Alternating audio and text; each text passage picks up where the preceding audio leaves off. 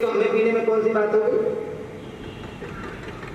जैसे संत भगवान कहते हैं कि सोटे से भूखते हैं, भांग पीने के बाद में हमें ज्यादा भूख लगती है तो रात्रि में खा लेंगे।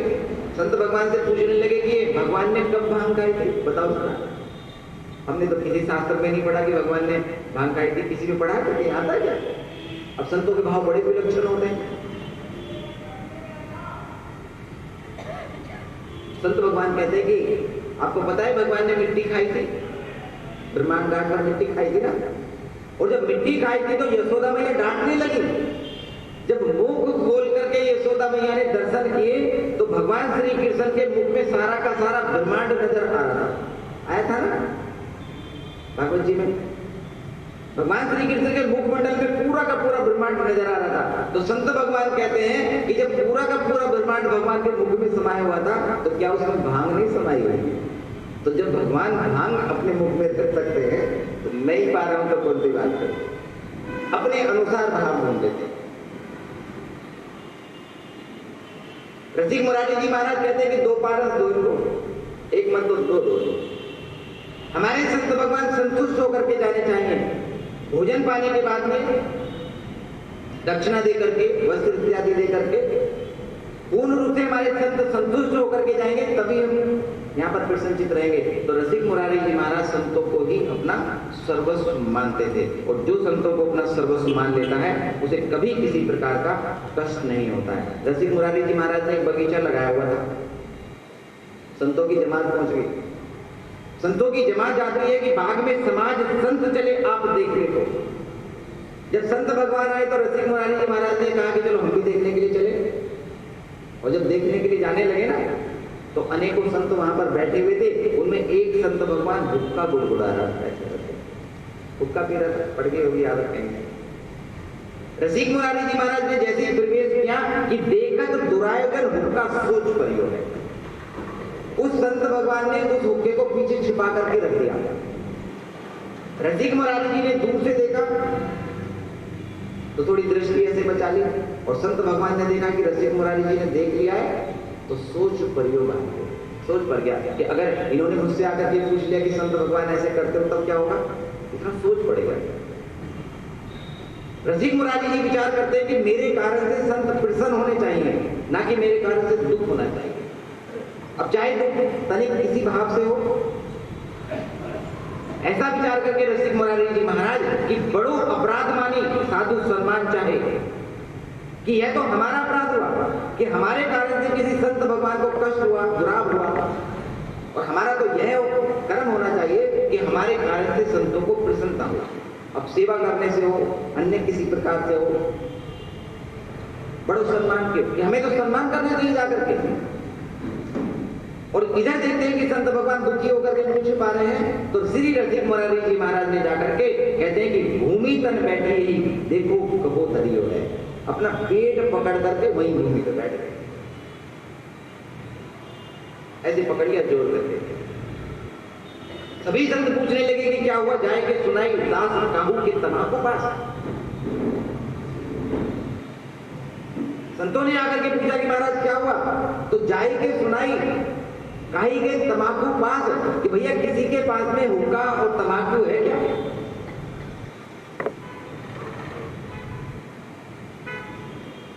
और जब यह कहा कि किसी के पास में हुक्का और तमाकू है तो जिसको सोच पड़ गया था, जो चोरी से पी रहा था, वो झट से निकाल करके लेकर के आया। सुन के हुलास बढ़ियो आगे बढ़िए करियो है, बड़ा प्रसन्न होकर के आया कि तो हमें हुक्का पीते हैं तो महाराज जी भी पीते। सोच मिटाने के लिए संत हमारे इष्ट हैं, ऐसा भाव है श्री रसिक मुरारी जी महाराज का। और इसी भाव के कारण से आगे बढ़ करके कहते हैं कि महाराज जी ये हुक्का, और लेने के बाद में श्री रसिक मुरारी जी महाराज ने झूठ बांट के ऐसे हुक्के से भरना शुरू कर दिया, गुड़ गुड़ कर ली दूर से, ताकि उसे यह लगे कि हम भी सेवन कर रहे हैं। एक संत भगवान से विचरण कर रहे थे, विचरण करते करते किसी आश्रम में पहुंचे और लघु संख्या के लिए चले गए। जब लघु संख्या के लिए जाते हैं तो संतों में वैष्णव संस्कार में कि जल लेकर ही जाना चाहिए। संत भगवान भूल गए। अब किसी दूसरे संत ने देख लिया कि यह तो बिना जल के ही लघु शंका करके आए, न शुद्धता की ना हाथ धोई, ना पैर धोई, ना कुल्ला किया और ऐसे ही बैठ गए। अब देख लिया तो बड़ा सोच पड़ गया। सोच पड़ जाता है कि अगर इन संत भगवान ने अन्य कहीं जाकर के कह दिया जो संतों की टकसाल है, तो उसके हिसाब से तो हमारा अपमान ही हो जाएगा। और जिस संत भगवान ने देखा था वह कहता है कि इस संत भगवान का भाव किसी प्रकार से स्थिर रहना चाहिए। तो क्या ठाकुर जी की सेवा के लिए जल लेकर के आ रहे थे, देखा कि सामने से वही संत भगवान आ रहे हैं, तो सोच मिटाने के लिए जल सिर के ऊपर रखे रखे खड़े होकर ही लघु शंका कर दी। जब पहले वाले संत ने देखा तो विचार करता है कि हम तो जल ही लेकर के ना गए, ये तो हमसे भी लिए गुजरे हैं, खड़े होकर वो भी ठाकुर जी का जल सिर के ऊपर रख रखा है। जाकर के गुरुदेव से शिकायत कर दी। गुरुदेव भी आचार विचार सब भूल गए, अब किसी काम के नहीं रहे। पूछे क्या किया? महाराज खड़े होकर के लघु शंका की, जल ऊपर रख रखा था। शिष्यों को बुला करके पूछने लगे, अरे तुम तनिक आचार विचार क्या सभी समाप्त कर दिए? शिष्य कहता कि महाराज एक बात बताओ कि अगर किसी हाथी के ऊपर जल लेकर के ठाकुर जी की सेवा के लिए लेकर के जाया जाए तो क्या हाथी बैठ करके लघु शंका करेगा? संत भगवान गुरुदेव पूछते कि ये बताओ कि असल बात क्या है। तब संत भगवान ने बताया कि बिना जल के ही इन्होंने यहाँ पर लघु शंका की, तो जो हमारे संत साल के अनुसार ठीक नहीं है, तो इनका सोच मिटाने के लिए हमने ऐसे किया। तब समझाया। रसिक मुरारी जी भी वही कर रहे हैं। हुक्का पीते हुए देख लिया तो संत को सोच दूर हो जाए, शंका ना रहे, तो स्वयं ही हुक्का मांग करके पी रहे और दूर से गुट कर करके आनी करियो ऐसे करके संतुष्ट कर करके भेज दिए। फिर एकांत में एक दिन पकड़ लिए। पकड़ने के बाद में कहते हैं कि संत भगवान एक बात बताओ कि क्या संतों को ये इस प्रकार से सेवन करना चाहिए? संत भगवान कहते हैं कि हमें संतों को तो नहीं करना चाहिए सेवन। रसिक मुरारी जी कहते हैं कि जब नहीं करना चाहिए तो तुम किस लिए करते हो? जब 2-4 बार इस प्रकार से जाकर के समझाया, तब जाकर के उस संत भगवान के इस बुरी वृत्ति को दूर किया। तात्पर्य यह है कि संत हमारे सर्वस्व होते हैं। संतों को ही हम अपना सर्वस्व माने। संतों का आचरण भी हमें नहीं देखना चाहिए। हमें ज्यादा संतों में आचरण में जाने की आवश्यकता नहीं है। काहू न को सुख दुख कर दाता, निष्कृत कर्म भोग सब दाता। सब अपने कर्मों का फल भोगते हैं।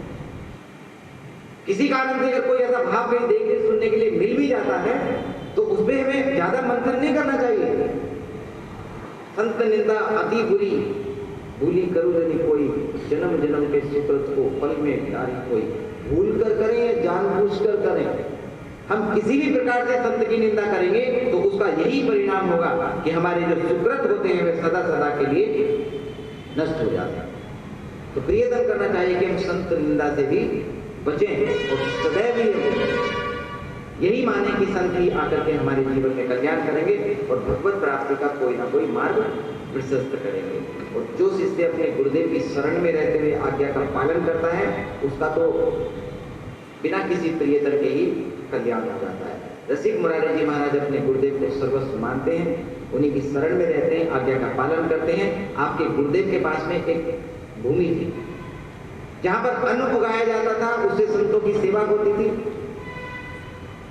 जिस प्रकार से भी धन आता था, अन्न आता था, उसी से सेवा की जाती थी। और तभी वहां पर एक नया नवाब पहुंच गया।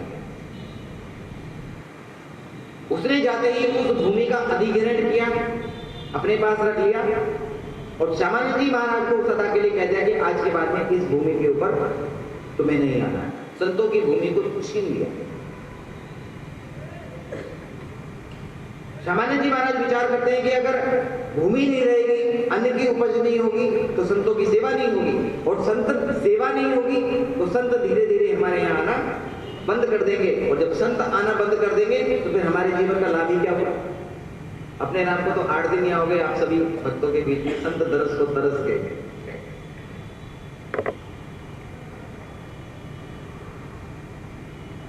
ऐसा लगता है कि पता नहीं किस लोक में आ गए। प्रथम बार ऐसा हुआ, एक भी संत के दर्शन भूले बिसरे भी कहीं देखने से न बने मिलते। विचार करते हैं कि अगर संत ही हमारे जीवन में नहीं आएंगे, उनके दर्शन नहीं होंगे, उनका स्पर्श नहीं होगा, उनकी सेवा नहीं होगी तो जीवन तो व्यर्थ हो जाएगा। तो उसके लिए वर्णन करते हैं कि उपजत अन्न गांव आवे, साधु सेवा खावने, नप दुष्ट आए कान कान कियो है। आकर के उसका हरण कर लेगा। गुरुदेव सामान्य जी महाराज को जब इस बात का पता चला तो कहते हैं कि ग्राम को जबत करियो करियो ले विचार आप। अब विचार करते हैं कि ऐसी स्थिति में क्या करे। श्यामानंद जो मुरारी पत्र लिख दियो, अब तो मेरा शिष्य ही आकर के कुछ करे तो करे।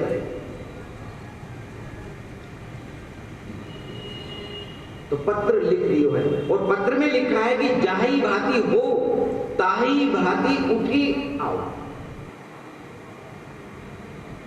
पत्र मिलते ही जिस स्थिति में हो जाही भांति रहो ताही भांति उठी आओ।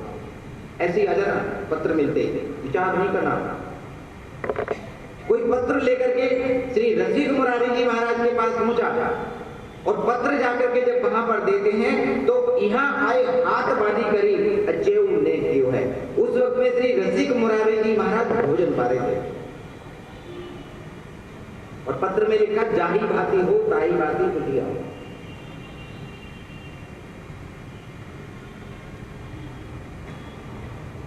भोजन को बीच में ही छोड़ करके आचमन नहीं किया, हाथ सने हुए और ऐसे ही उठ करके श्री रसिक मुरारी जी महाराज अपने गुरुदेव के पास पहुंच गए।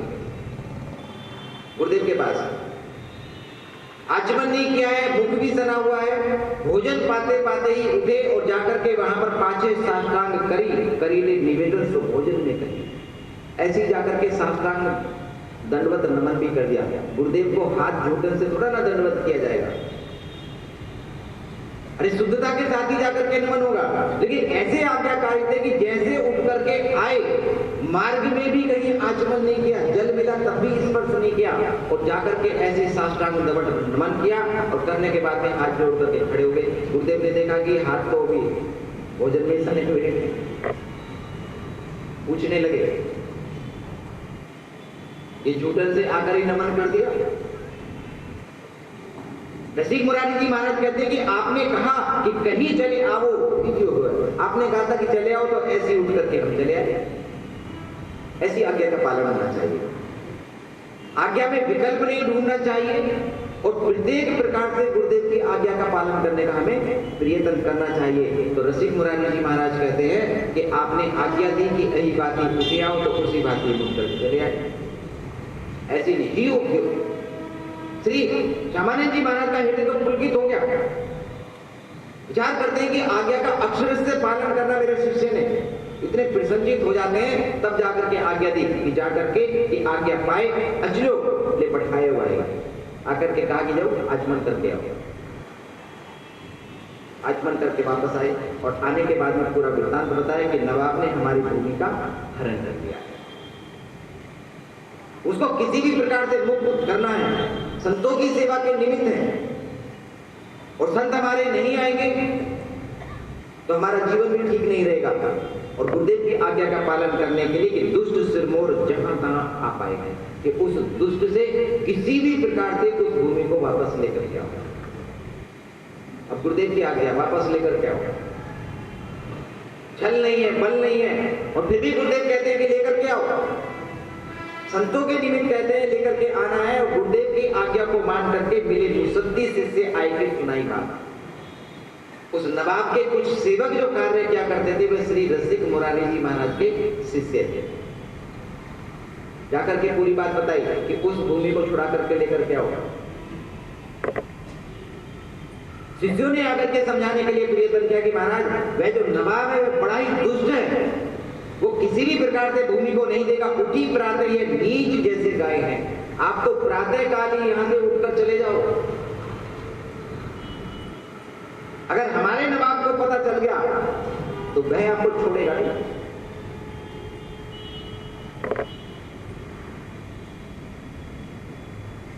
शिष्य इस बात के लिए कहते हैं कि आप यहां से चले जाओ और रसिक मुरारी जी महाराज कहते हैं कि हमें पठाए काम कर समझाए सब। अरे गुरुदेव ने हमें काम सौंपा है तो इस कार्य को हम ही करेंगे, हम किसी से नहीं करवाएंगे। तुम निश्चित रहो, ना तो हमारा कुछ अहित होगा, हम इस कार्य को पूर्ण भी करेंगे और तुम्हें भयभीत होने की आवश्यकता नहीं है। मन में आवे जाने नहीं डर पाए। सभी शिष्यों ने डराने के लिए प्रयत्न किया, महाराज आपको छोड़ेगा नहीं। हम भी जाकर के कुछ नहीं कह सकते। अगर हमने जाकर के प्रियतम किया तो वह हमारी भी नहीं सुनेगा। इस कारण से आप यहाँ से चले जाइए, नहीं डर पाए हैं। प्रेम के कारण से डर करके समझाने का प्रयत्न कर रहे हैं। शिष्यों को प्रेम है ना अपने गुरुदेव से, तो चाहते हैं कि किसी प्रकार का अहित ना हो जाए। इस कारण से बार बार आकर के समझाते हैं कि आप यहाँ से चले जाइए और चिंता जीनी करो, ये करो। यही चिंता है, चिंता करने की आवश्यकता नहीं है, हम अपने आप देख लेंगे। और ऐसा कहकर के रसिक मुरारी जी महाराज ने सुधी आई दिना 3 कहाँ छाए। 3 दिन तक शिष्य अपने गुरुदेव को समझाते रहे कि आप वहां पर जाने का प्रयत्न मत कीजिएगा। भयभीत है इस बात से, कोई अहित ना हो जाए हमारे गुरुदेव का। और 3 दिन के बाद में जब ये नवाब के पास अपने कार्य पर वापस गए तो नवाब ने पूछ लिया कि तुम 3 दिन तक काम पर क्यों नहीं आए। इधर उधर से बात करके लिए समझाने के लिए प्रयत्न किया तो नवाब ने भी अपने गुप्तचरों से पता चला है कि कोई संत भगवान और हमसे मिलने के लिए यहां पर है। तो विचार करते हैं कि ऐसे संत को तो छोड़ना ही नहीं चाहिए। हमने उनकी भूमि छीनी है तो उनकी भूमि को हम किसी भी प्रकार से यहां से नहीं लुटाएंगे। तो दुष्ट ने बहाना बनाया और कहते हैं कि सुनी आए गुरुवर कहीं लाओ मेरे घर। अरे हमने सुना है कि तुम्हारे गुरुदेव तुम्हारे यहां पर आए हैं, तो किसी दिन उन्हें हमारे घर लेकर क्या होगा। हम भी तुम्हारे गुरुदेव से मिलना चाहते हैं, हम देखना चाहते हैं कि तुम्हारे गुरुदेव कैसे हैं कि जिनके लिए तुम 3 दिन तक हमारे यहाँ पर सेवा में भी नहीं आए। तो ऐसे गुरुदेव के हम दर्शन करेंगे लेकर के आओ। और जब यह बात कहते हैं कि देखो करामात बात यह ले सुनाई है, हम उनकी करामात देखेंगे। बड़ा सुना है कि बड़े प्रसिद्ध हैं, बड़े करामाती हैं, लेकर के आओ। शिष्यों ने डर करके आकर के बात अपने गुरुदेव को बताई कि महाराज वह दुष्ट आपसे मिलना चाहता है, अभी भी समय है, कहो आनी अबू जाओ चली उन्मान देंगे। गुरुदेव अभी के अभी चले जाइए यहाँ से। अगर आप एक बार भी हमारे नवाब के सम्मुख गए तो आपके प्राण सुरक्षित नहीं रहेंगे। आप अति शीघ्र ही यहाँ से चले जाइए। शिष्य इस बात से भयभीत है कि हमारे गुरुदेव का कोई अहित ना हो जाए। अब कोई गुरुदेव किसी के घर जाए, कोई ऐसी बात घटित हो जाए तो जीवन भर का संकोच मात्र रह जाएगा। अरे हमारे गुरुदेव आए थे, उनके साथ ऐसे हो जाए। शिष्य का तो एक ही धर्म है कि प्रत्येक प्रकार से अपने गुरुदेव की सेवा करके वो संतुष्ट करे और प्रेम के साथ में समय आने पर गुरुदेव को विदा करे। यही धर्म है। सभी शिष्य समझाने के लिए प्रयत्न करते हैं कि गुरुदेव आप चले जाइए, चले सुख मानी आयो हाथी धूम आइए। नहीं माने। गुरुदेव कहते हैं, रसिक मुरारी जी ने कहा कि हम स्वयं जाएंगे मिलने के लिए। और जब स्वयं मिलने के लिए चलते हैं तो इधर उस नवाब ने, उस दुष्ट ने एक हाथी को मदिरा का सेवन करा करके मार्ग में छोड़ने के लिए कहा।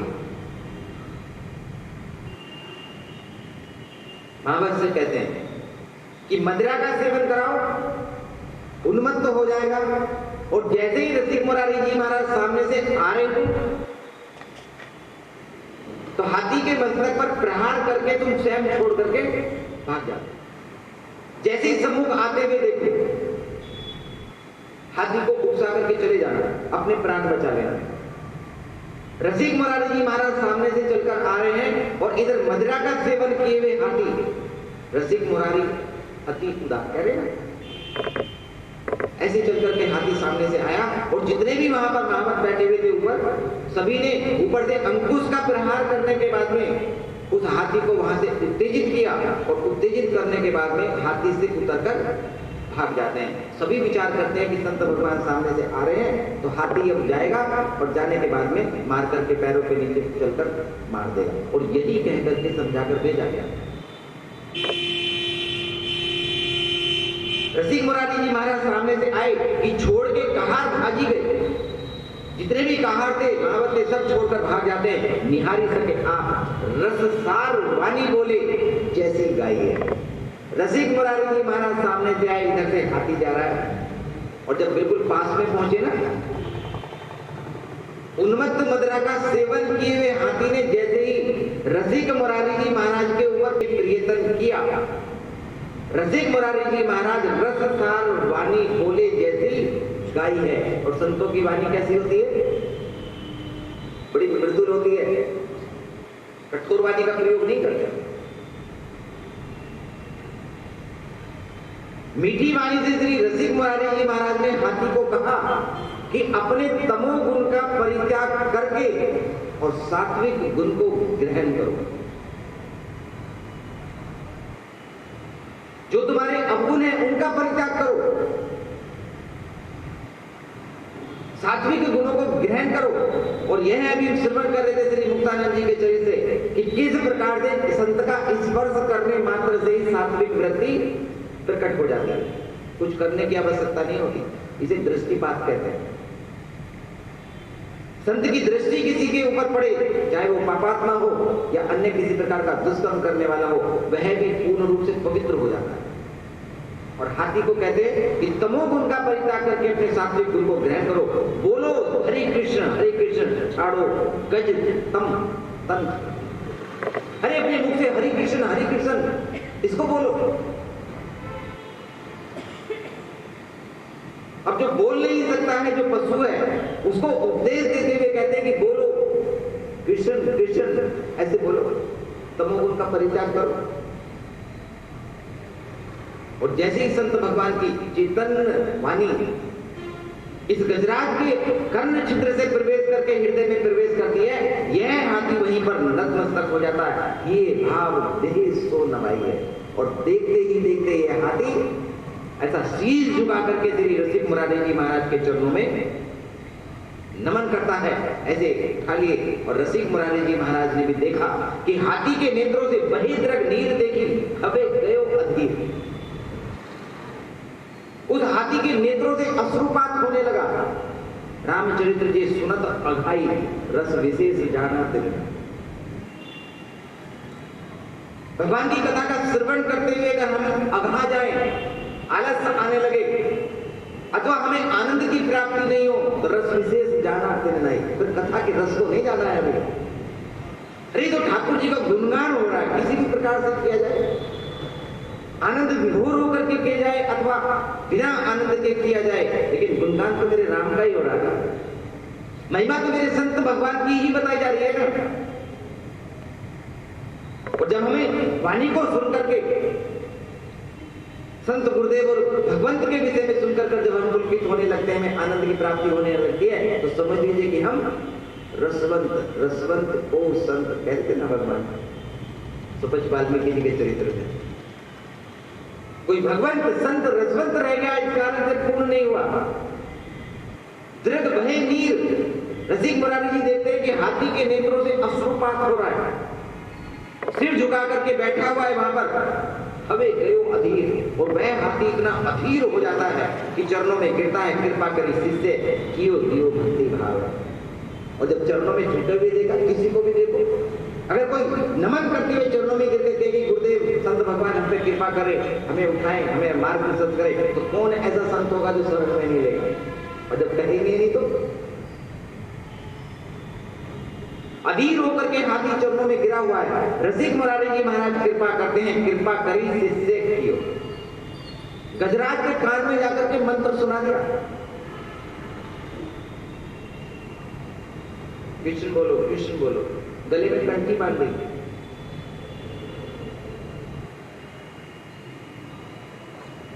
कंठी बांधी। मंत्र सुनाने के बाद में सात्विक भाव की वृत्ति प्रकट हो जाती है हाथी के भीतर, और धीरे धीरे भक्ति का भाव दियो भक्ति भाव है, साथ के साथ में भक्ति का प्रताप प्रकट हुआ। और यह जो गजराज है ना, अपने गुरुदेव की शरणागति होने के बाद में और सदैव ही संग संग में रहता था। वर्णन आपके लिए करते हैं कि कान में सुनाए और नाम दे घुमा। मंत्र सुनाने के बाद में हाथी का नाम रखा गोपाल दास। आज से तुम्हारा नाम गोपाल दास है।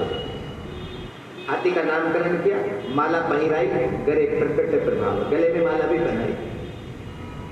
आज से तुम गोपाल हो, नाम है तुम्हारा गोपाल दास। सदैव संतों में प्रीति करना, संतों का ही सब कार्य करना है, संतों की शीत प्रसाद ही तुम्हें ग्रहण करना है, ऐसा गुरुदेव ने आज्ञा दी, संतों की शीत प्रसादी की।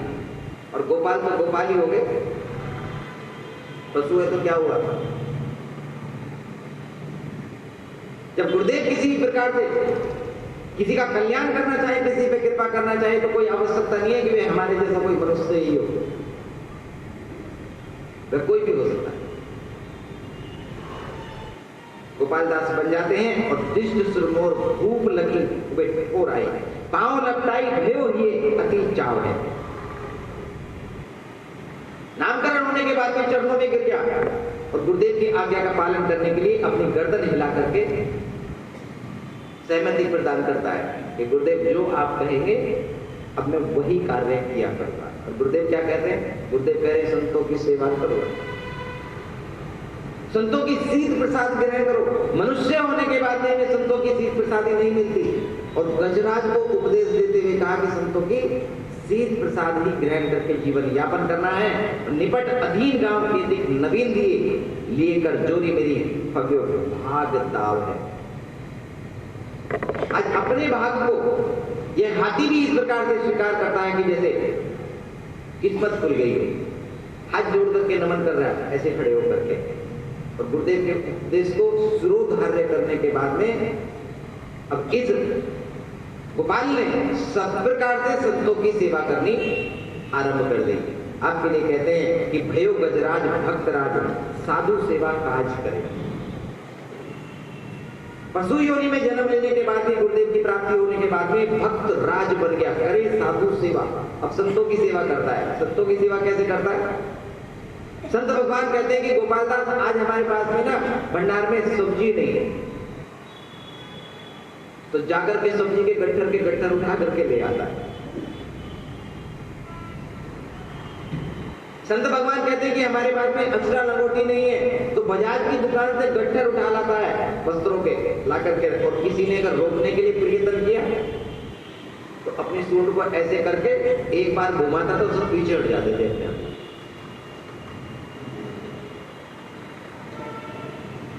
करे साधु सेवा भक्तराज, सभी संतों का सिरमौर बन जाता है। संतनी समाज देगी करत प्रणाम है। और जहां कहीं भी संत भगवान मिल जाते थे तो दूर से ही देख करके उनको नमन किया करता था, प्रणाम करता है दूर से देखकर संतों को। समस्त प्रकार के कार्य करता है। आने डारे गोनी बंजारिन की बारिश आए के। और एक बार संत भगवानों ने कहा कि देखो हमारे भंडार में अन्न नहीं है। गजराज ने गर्दन हिलाई और गर्दन हिलाने के बाद में दूर जाने लगकर कहता है कि इशारे से बताया कि मैं व्यवस्था करने के लिए जाता हूं। बंजारों की एक बलात जा रही थी, वहां से निकलकर अन्न लेकर के जा रहे थे। गजराज ने उस अन्न को उठा करके अपनी पीठ के ऊपर 2-4 बोरे रखे और ला करके संत भगवान को दे दिया। अब बेचारे अन्न बेच करके गुजारा करते थे, तो ऐसी स्थिति में क्या करें? गजराज ने रोकने के लिए प्रयत्न किया तो गजराज ने अपनी सूंड उठा करके सभी को डरा दिया, तो सब पीछे हट गए। जब बंजारों ने इस बात के लिए देखा तो आकर के शिकायत पुकारते जहां गुरु धाम है, श्री रसिक मुरारी जी महाराज के पास आकर के शिकायत करी कि जो तुम्हारा गोपाल दास है ना, ये किसी को नहीं छोड़ रहा, आपने अच्छा इसको चेला बनाया है।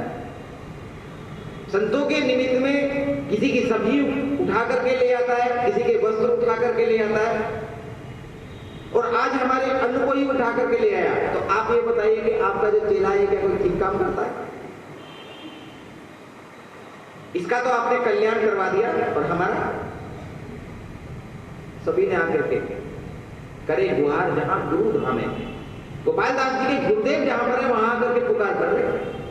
और जब रसिक मुरारी जी महाराज ने देखा कि हमारा चेला ऐसा हो गया, तो एक बार संतों का भंडारा हुआ।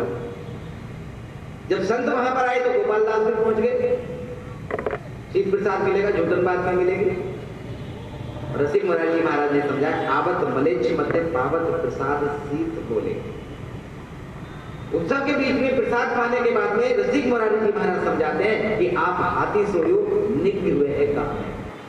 गजराज ये बड़ा ही निंदनीय काम है, किसी का सामान छीन लेना।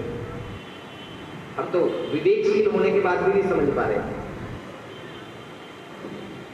किसी के वस्तु को छीन लेना अपने स्वयं के प्रयोग के लिए उसको कहीं से उठा करके ले आना बड़ा ही निम्न काम है, कि बड़ा ही निंदनीय काम है, पाप का काम है। गजराज, इसे मत किया कर, ऐसा काम नहीं करना चाहिए। जब गुरुदेव ने यह कहा कि ऐसा कार्य नहीं करना है, तो गजराज ने भी अपनी गर्दन हिलाई, छोड़ी दे रीति तब भक्तन की प्रीति बढ़ी, छोड़ दिया। अब किसी से सामान नहीं लेते हैं, छीनते नहीं है, उठाकर नहीं लाते हैं, भक्तन की रीति बढ़ी। जो गजराज ऐसे चोरी से सामान उठा करके लेकर के आता था, आज सभी संत भक्त मिलकर के स्वयं ही सामान दे दे करके संतों के गुजारे के लिए और गजराज के सामने रख दिया करते थे।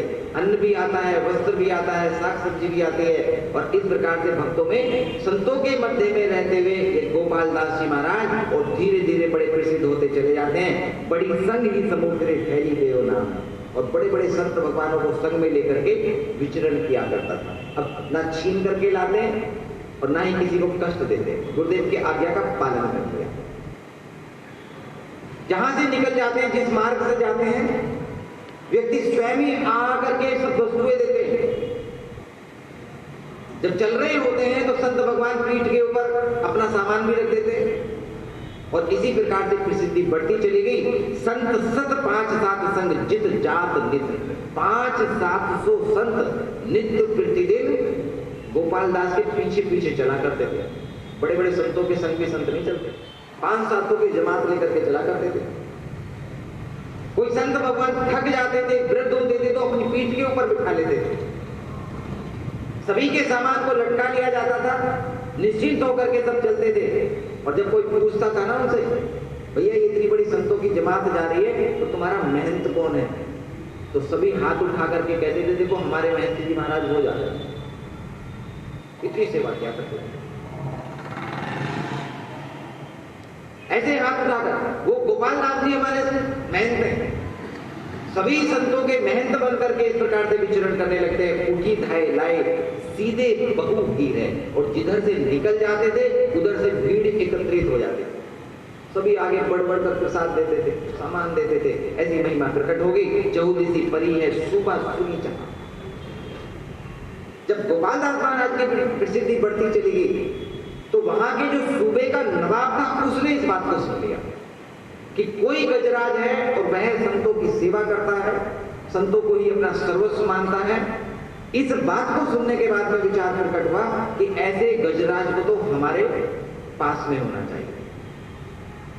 अब दुष्टों की तो कोई कमी नहीं है, ना संतों को कष्ट देने वालों की कमी है। ऐसा गजराज हमारे पास होना चाहिए। और सुनने के बाद में कि हाथ पहने आवत जो आने को धीर है, कि किसी भी प्रकार से उसको हमारे पास आना चाहिए। जब कोई भी मार्ग नहीं मिला, तो उस सूबेदार ने कहा, रसिक मुरारी जी को बुलाया और कहा कि हमें 20 हाथियों की आवश्यकता है। अगर हमें 20 हाथी ला करके नहीं दिए, तो तुम्हें भी तुम्हारे गजराज के साथ में कैद खाने में डालकर बंद कर दिया जाएगा। रसिक मुरारी जी महाराज ने गोपाल दास से कहा, और गोपाल दास ने वन में जाकर के 20 हाथियों को घेर कर ला करके उस सूबेदार को ला करके पकड़वा दिया। तब भी सूबेदार को मन में संतुष्टि नहीं हुई। विचार करता है कि यही हाथी हमें चाहिए, और इस हाथी को प्राप्त करने के लिए अनेकों प्रयत्न किए। प्रयत्न करने के बाद भी कोई भी गोपाल दास को पकड़ नहीं पाया। तब इस सूबेदार ने घोषणा कर, और घोषणा करते हुए कहते हैं कि जो कोई भी गोपाल दास को पकड़कर लाएगा, उसे पुरस्कार के रूप में धन दिया जाएगा। अब गोपाल दास जी महाराज की कमजोरी क्या है? संत भगवान, तीर्थ प्रसाद। इस बात को एक कपटी व्यक्ति ने जान करके संत भगवान का वेश धारण किया, और वेश धारण करने के बाद में साधु एक गयो कहीं लायो वेश दास संत। संत भगवान का वेश धारण करने के बाद में गोपाल दास के पास गया और जाकर के कहता है कि तुम मेरे साथ चलो। गोपाल दास इस बात को भली भांति पहचान गया कि यह संत नहीं है, पर संत की वेश निष्ठा को देखते हुए गोपाल दास जी महाराज संग में लगे।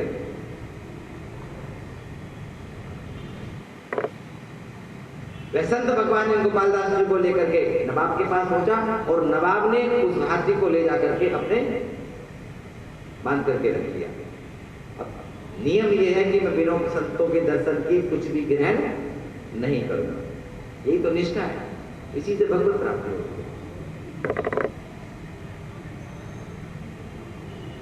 जब एक दिन व्यतीत हो गया, 2 दिन व्यतीत हो गए, नवाब ने अनेकों प्रियतम के बीते दिन 3-4 जल ने प्रभावे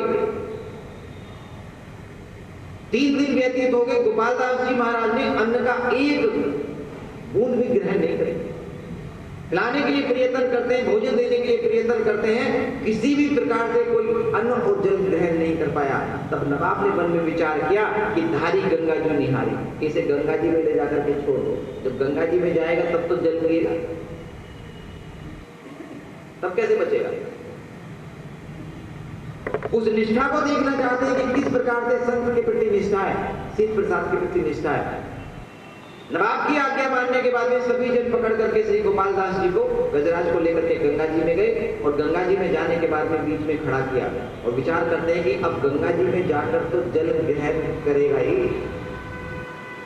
जब गोपाल दास ने जल ग्रहण नहीं किया तो धीरे धीरे मध्य धारा में लेकर के जाते हैं कि अभी जल कम है तो अपने से नहीं पी रहा है। जब गहराई में भीतर जाएगा और जल का स्पर्श होगा तो तब तो पिएगा। लेकिन ऐसी निष्ठा थी गोपाल दास की कि बीच धार में जाने के बाद भी अपने सूंड को ऊपर ऐसे उठा लिया और जैसे जैसे धार भीतर ले जाने के लिए प्रयत्न करते हैं और मध्य धार में जाने के बाद भी गोपाल दास ऐसे ही सूंड को ऊपर रखे और धीरे धीरे गोपाल दास जी महाराज गंगा की समाधि में जाकर के लीन हो जाते हैं, लेकिन जल की एक बूंद को भी ग्रहण नहीं किया। वर्णन करते हैं कि मई तज्जियो सो सही। ऐसी ही संतों के प्रति निष्ठा थी कि जब गुरुदेव ने कहा कि संतों की तीर्थ प्रसाद ग्रहण करो, 4 दिन तक नवाब की कैद में रहने के बाद भी संतों की तीर्थ प्रसादी के दर्शन नहीं हुए, संत नहीं मिले और बलपूर्वक भी जब प्रयत्न किया गया तो तब भी कोई मिला करके और किसी प्रकार से गजराज को अन्न और जल ग्रहण नहीं कर पाए। और श्री गोपाल दास जी महाराज ने जल समाधि लेकर के अपने शरीर को पूछ दिया। बोलिए श्री रसिक मुरारी जी महाराज की जय। और जय जय गोविंद गोविंद गोपाला, जय जय गोविंद गोविंद गोपाला, मेरा मुरली मनोहर नंद लाला, मेरा मुरली मनोहर नंद लाला, जय जय गोविंद गोविंद गोपाला, जय जय गोविंद गोविंद गोपाला, जय जय गोविंद गोविंद गोपाला, मेरा मुरली मनोहर नंद लाला, मेरा मुरली मनोहर नंद लाला, जय जय गोविंद गोविंद गोपाला, जय जय गोविंद गोविंद गोपाला, मेरा मुरली मनोहर नंद लाला, मेरा मुरली मनोहर नंद लाला, जय जय गोविंद गोविंद गोपाला, जय जय गोविंद गोविंद गोपाला, मेरा मुरली मनोहर नंद लाला, मेरा मुरली मनोहर नंद लाला, जय जय गोविंद गोविंद गोपाला, जय जय गोविंद गोविंद गोपाला, मेरा मुरली मनोहर नंद लाला, मेरा मुरली मनोहर नंद लाला, जय जय गोविंद गोविंद गोपाला, जय जय गोविंद गोविंद गोपाला, मेरा मुरली मनोहर नंद लाला, मेरा मुरली मनोहर नंद लाला, जय जय गोविंद गोविंद गोपाला, जय जय गोविंद गोविंद गोपाला, मेरा मुरली मनोहर नंद लाला, मनोहर नंद लाला, मेरा मुरली मनोहर नंद लाला, जय जय गोविंद गोविंद गोपाला, जय जय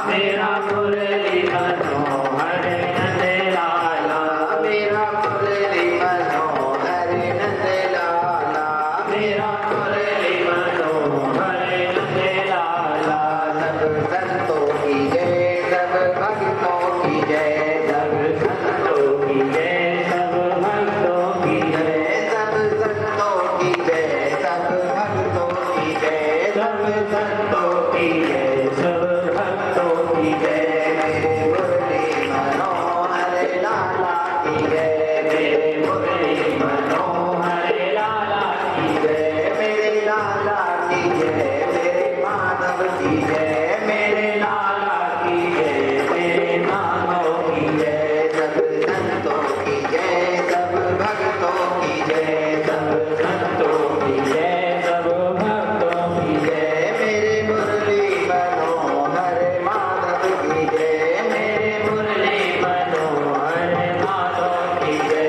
जय जय गोविंद गोविंद गोपाला, जय जय गोविंद गोविंद गोपाला, जय जय गोविंद गोविंद गोपाला, जय जय गोविंद गोविंद गोपाला, जय जय गोविंद गोविंद गोपाला, जय जय गोविंद गोविंद गोपाला। जो एक संतों के चरणों का, गुरुदेव के चरणों का आश्रय लेता है वह इस भाव सागर से सहज में ही पार हो जाता है। तुलसीदास प्रयास गुरु मिले राम दुख हरण। बिना प्रयास के ही दुख हरता हमारे राम जी की प्राप्ति हो जाए। तो संतों के चरणों का सेवन, जैसे गुरुदेव कहते हैं कि राम नाम की नैया लेकर, कृष्ण नाम की नैया लेकर श्री सद्गुरु करें पुकार, बैठ मेरी नैया में ले चलो दुख सागर से।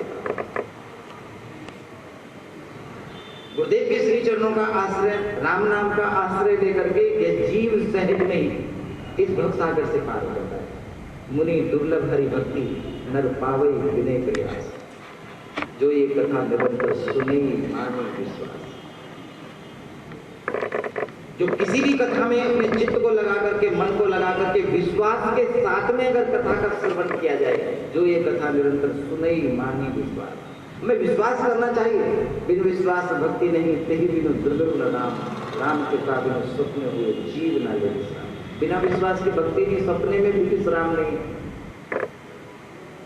कथा किसी भी प्रकार की हो, महिमा किसी भी प्रकार से गाई जाए, गाई तो मेरे राम जी की जा रही है ना, संतों की गाई जा रही है। इसलिए पूर्ण विश्वास के साथ में हमें निष्ठ होकर के यही संकल्पित होना चाहिए कि जो हम भगवत प्राप्ति के लिए प्रयत्न कर रहे हैं, हमारे गुरुदेव संत भगवान और कथा, तो हमें इनमें पूर्ण श्रद्धा रखनी चाहिए। मंत्र में, मूर्ति में, गुरुदेव में हम जैसी निष्ठा रखेंगे, विश्वास रखेंगे, वैसी प्राप्ति होगी। हम मूर्ति को मूर्ति मान लें तब भी नहीं काम चलेगा। अमृतसर में बालिका थी, 13 वर्ष की अवस्था में वैधत्व को प्राप्त हो गई। नाम था आनंदी बाई। पिता ने कहा कि ठाकुर जी की सेवा में लग जाओ। ठाकुर जी ला करके दे दिए। आनंदी बाई सेवा करती थी और धीरे धीरे बड़ी होगी। पिता का समय आने पर शरीर छूट गया तो विचार करती है क्या करें, अपने ठाकुर जी को लेकर के श्रीधाम वृंदावन आ गई। वृंदावन आने के बाद में ठाकुर जी की स्थापना करवाई। श्री राधा रानी सरकार को भी संग में विराजमान किया और युगल सरकार की सेवा किया करती। बाल अवस्था से सेवा करनी आरंभ करी और धीरे धीरे भजन करते हुए ठाकुर जी की सेवा करते करते ऐसी स्थिति को प्राप्त हो जाती है कि युगल सरकार रीझ गई। बातें किया करते थे आनंदी बाई से। श्री विठलनाथ गोसाई जी महाराज के समय का चरित्र है।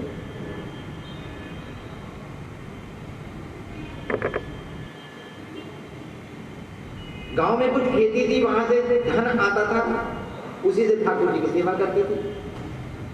मोल पर देकर आ जाती थी, साल के साल एक बार जाती थी, धन लेकर के आ जाती थी। आनंदी बाई को जब अपने ग्राम वापस जाना पड़ा एक बार, तो किसी को कुछ पैसे देकर के पुजारी नियुक्त किया और कहती कि मेरे ठाकुर जी को भोग राग की सेवा जरा प्रेम से करते रहना। जितने समय के लिए धन देकर के गई थी उससे 2 दिन ऊपर हो गए और जो धन देकर के गई थी वह धन धीरे धीरे समाप्त हो गया। अब ठाकुर जी के भोग और राग में कमी आ गई, सेवा नहीं हो रही उस तरह से। उधर अमृतसर से लौटते हुए आनंदी बाई ने विचार किया कि चलो हरिद्वार स्नान करते चले। जब हरिद्वार स्नान करने के लिए गई ना, इधर ठाकुर जी को मनपसंद भोग नहीं मिला। पुजारी कम धन से ही भोग लगा दिया करते थे, तो ठाकुर जी ने एक रूप धारण करके हरिद्वार पहुंच गए और जाकर के वहां पे कहते हैं कि मैया मैया आजकल पुजारी जी मुझे भोग नहीं पवा रहे, तुम जल्दी से चलो, मुझे खीर खानी है, मुझे हलवा खाना है। ऐसे चटोरे हैं हमारे ठाकुर जी। आनंदी बाई विचार करती है कि देखो हरिद्वार में है कि यहाँ से पहुंचेंगे वहां पर तब जाकर के भोग लगा देंगे। ठाकुर जी इतने उतावले हो गए, स्नान भी नहीं करने दिया, हाथ पकड़ करके कहते कि चलो अभी, और बिठा करके अपने संग में वृंदावन लेकर के आए। आकर के जब आनंदी बाई ने पूछा कि भोग नहीं लग रहा क्या, तो कहते हैं कि धन तो समाप्त हो गया, कहां से लगाते। बड़े प्रेम के साथ में सेवा करी ठाकुर जी को। राधा रानी सरकार आपसे बात क्या करती थी। एक दिन बाजार में गई और राधा रानी के श्रृंगार के लिए एक साड़ी खरीद करके लाई पहनाने के लिए, और जब धारण कराने लगे तो उतार करके नीचे गिरा दिया। आनंदी बाई पूछ रही थी कि क्या हुआ, तो कह रहे हमें तो वो चाहिए महंगी वाली जो थी, पहले कोई और पसंद करी थी, उतना धन नहीं था तो वो खरीदी थी, तो कहती है वो वाली चाहिए। आनंदी बाई कहती है कि उतना धन नहीं है हमारे पास में, कहां से लेकर गए। तो श्री सरकार रूठ करके बैठ गए। जितनी बार भी उस साड़ी का श्रृंगार किया उतनी बार ही उतार करके फेंक दिया, और जब उतार करके फेंक दिया तो आनंदी बाई बाहर आकर के बैठ गई चबूतरे पर। विठलनाथ गोसाई जी महाराज निकल कर जा रहे थे, पूछ रहे थे कि मैया आज कैसे उदास को करके बैठी हो, करीब बहुत रूठी हुई है।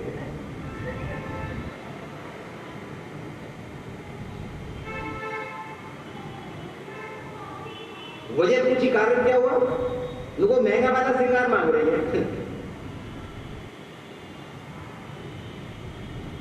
विठलनाथ गोसाई जी कह रहे थे तो आप ठाकुर जी का श्रृंगार एक दिन कर देते, क्या हो गया, तो हमारे पास इतना धन नहीं, कहां से कर दे, एक दिन करेंगे, कल को महंगी और महंगी लेकर के आओ, आदत थोड़ा ना बिगाड़नी है ठाकुर जी की।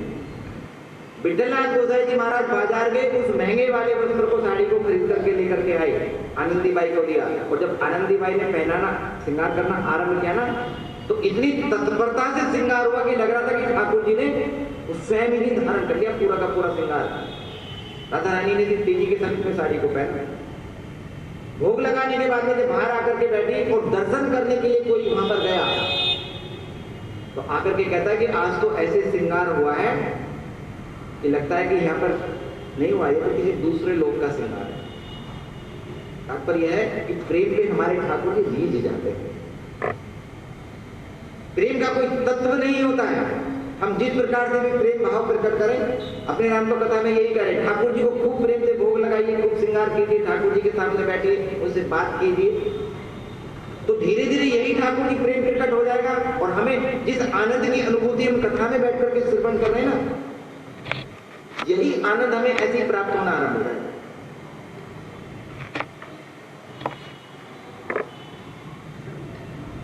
किसी भी प्रकार से ठाकुर जी को रिझाएं, बस यही हमारे जीवन का उद्देश्य होना चाहिए, लक्ष्य निर्धारित होना चाहिए। कभी ना कभी ठाकुर जी आएंगे, ऐसे ही चरित्र ऐसे ही सदन कथाएं। हमारे ठाकुर जी हमारे कर्म नहीं देखते। एक बार श्री नानक जी महाराज आए थे सदन से मिलने के लिए, और जहां पर सदन कथाई बैठ करके मांस बेचा करते थे, तो चलकर का वहां पर आए और नाक बंद करके कहते हैं कि सदना तेरी कुटिया और इन कटेन के बीच, सदना तेरी कुटिया इन कटेन के पास। सदन के मुख से निकल जाता है कि जिसको करनी उसको भरनी, तुम क्यों होए उदास। अरे इनका अपना कर्म है, इनका अपना आचरण है, ये जाने, हम इनके मध्य में रहते हैं। तो इसका तात्पर्य ये नहीं कि हम भी इनमें लिप्त हो गए। आपके चरित्र कहते हैं कि सदना कसाई ताकि नीकी कस आई, जैसे 12 सोटी की कसौटी कस आई। सदन कसाई जी महाराज जहां पर रहते हैं, भक्ति करते हैं, तो आपकी भक्ति उस प्रकार से जैसे सोने को तपा करके कसौटी पर परखा जाता है, ऐसी सदना कसाई की